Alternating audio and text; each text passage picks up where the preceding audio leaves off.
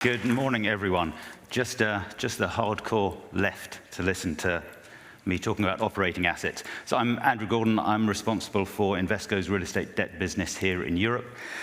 Sometimes we like to finance operating assets. We like the granular income. We like the short-term income. It can provide good diversification, good inflation protection. We like some of the ESG qualities of financing operating assets. And we like the fact that a lot of other lenders don't like financing operating assets. That can lead to lower LTVs, higher margins. So I'm just going to talk through some of the issues that can arise when we look at underwriting and financing operating assets. But first, why should we care about operating assets? Well, if we look in the US, operating alternative asset classes make up something like 11% of the total funds market. Slightly different makeup of the sectors over there, a lot of medical office, a lot of life sciences, but often looking at the US can be quite instructive in terms of the general direction that we're going in over here. Sorry, let me go back again. In Europe, slightly different metrics. Looking at the listed market, about 8% is made up of alternative asset classes. So generally, there's a lot of them. It's something we shouldn't ignore. I'm conscious that I'm almost deliberately mixing up some of my definitions between alternative asset classes and operating assets.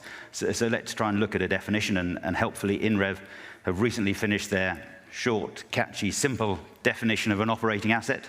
It is an investment in a real estate structured so as to create a strong correlation between returns to the asset owner and the underlying operational performance of the operator or occupant. Nice and simple. So what they're trying to say is this isn't about the asset.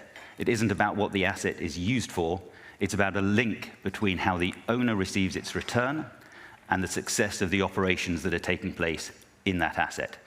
So to use a couple of examples, if I own an office building and I receive rent from my tenant, whose business is aircraft manufacturing, then my return is not connected to the way my tenant uses the property. Therefore, it's an investment asset.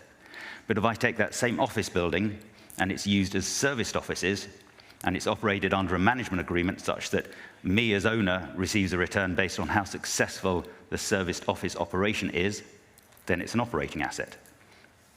As another example, a student accommodation building, if I let it on a long lease to a university, it's an investment asset. If I operate it as a direct let student property where my return is based on how successful that student accommodation business is, then it's an operating asset. And increasingly, we're seeing some hybrid assets as well. So for example, shopping centers where retail leases are based on a base rent plus a turnover element, and similar structures that we see in hotels as well. So let's look at a few of the issues that